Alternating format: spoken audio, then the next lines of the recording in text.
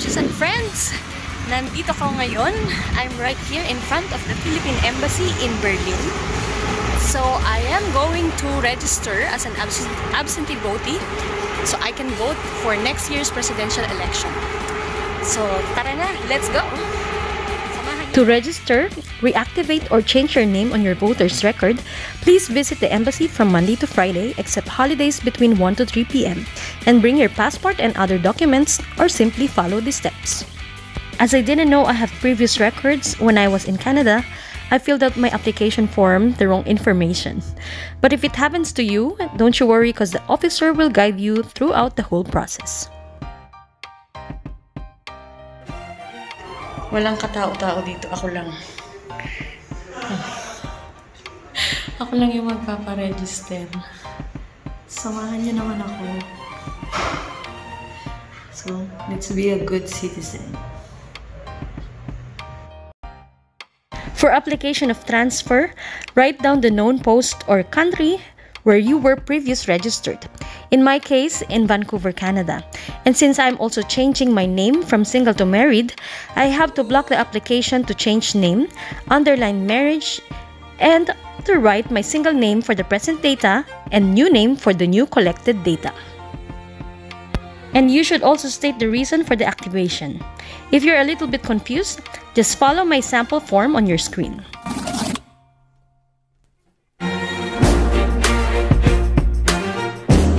Once the officer key in the correct data and done taking your photo and fingerprints, you will receive the stub underneath your application form as a proof that you are finally active as a voter again. Just wait for your voter's letter next year and mail it back to the embassy so your vote will be counted. Let's all be a responsible citizen.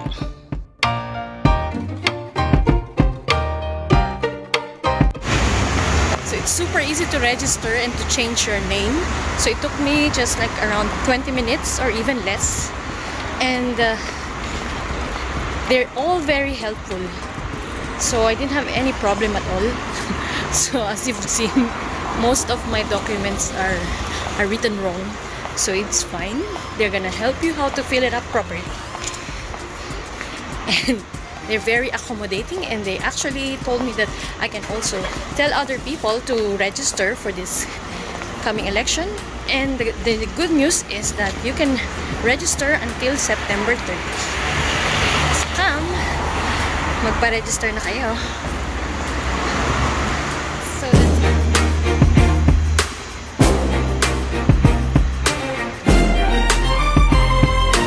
After the quick registration, we decided to take our late lunch in our favorite Filipino restaurant in Berlin. None other than PINOY restaurant, just around 20 minutes drive in normal traffic from the embassy.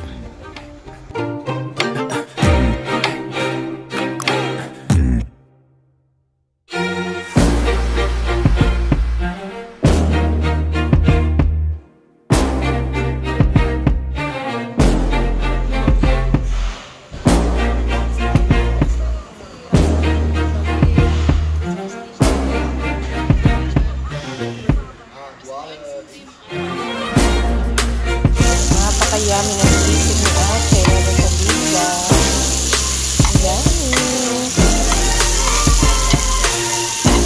Wouldn't want to miss Ate Rosalinda's To Die For sisig for sure.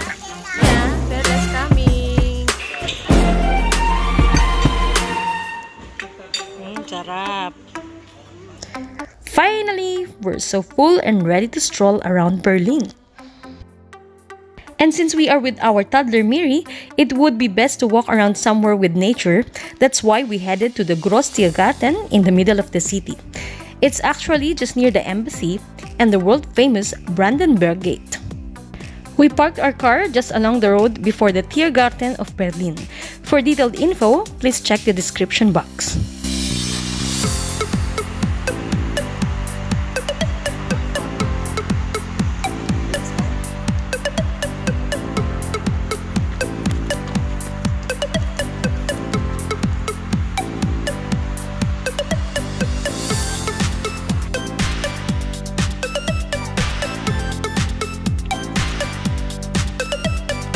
The Garten or Garten in Berlin is the most popular inner city park, located completely in the district of the same name.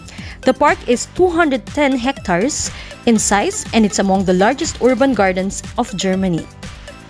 It includes the following facilities and attractions: spaces suitable for picnics, barbecues, jogging, cycling, and field sports such as soccer pedal taxi rentals, a large playground on the park's southern corner near Potsdamer Platz, the Berlin Zoo, and it's occasionally possible to go ice skating on some of the park's small ponds, English garden monuments, and the War Memorial.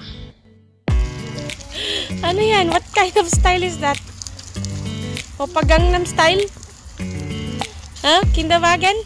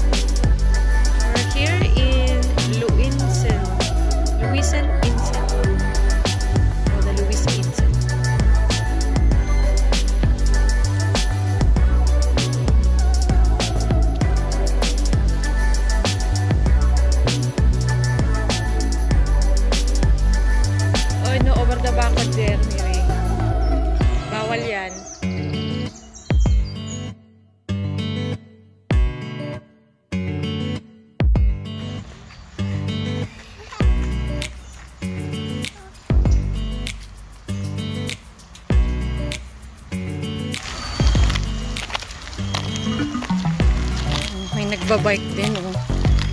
Tour siya. Berlin Tour. And then, meron siyang malaking Spielplatz or playground right there. Luise Playground. Ang daming tao.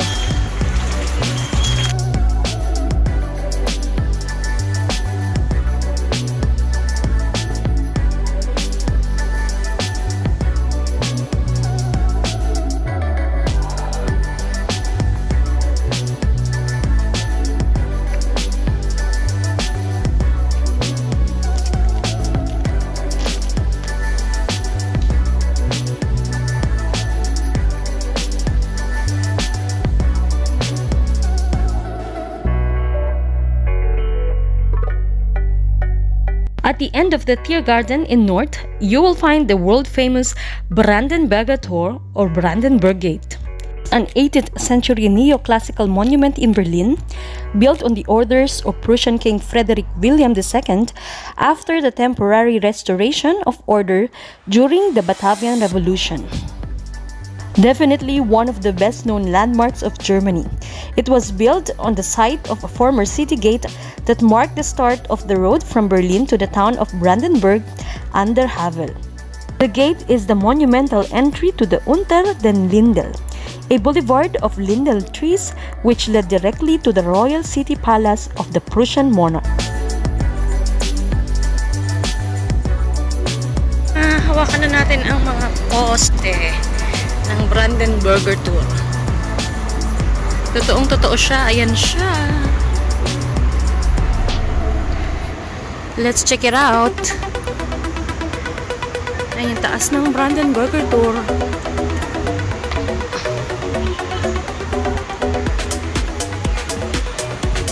There's lots of sculptures. And itong meron sa the other side. Actually, we're at the back. So this is the front of the Brandenburger Tour. It's called Pariser Platz. Ayun yung Berlin Tower nandun. I'm gonna show you. That's the Berlin Tower.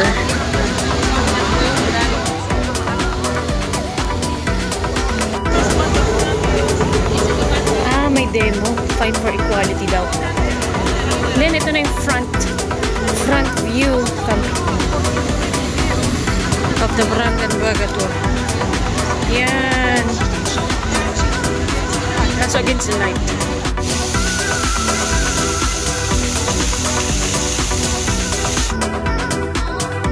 Throughout its existence, the Brandenburg Gate was often a site for major historical events and is today considered not only a symbol of the history of Europe and Germany, but also a European unity and peace. Cultures here in Berlin. This is the biggest city here in Germany and the most famous. We're in Pariser Platz or Pariser Square. Most of the demos are done here. That's why there's lots of police. It's like it's full of tourists already. And no one is wearing masks because we're all outside. So let's take a closer look at the Brandenburger tour.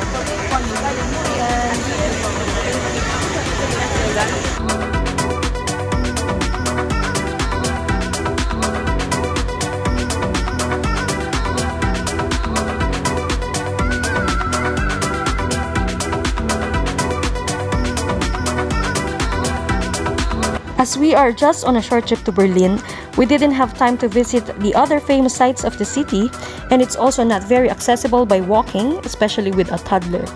Lots of tourists are using the lime roller or bikes or bus to go around the busy, beautiful city of Berlin.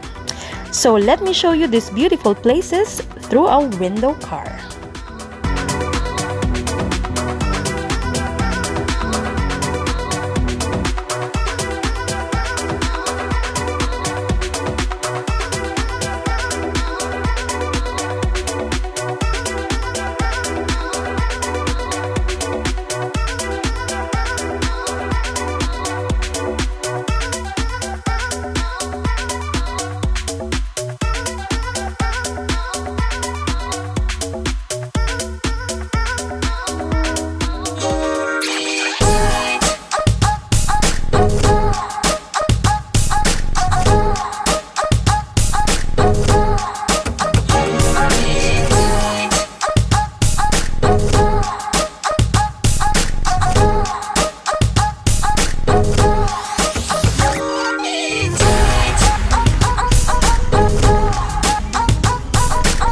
So that's it for today.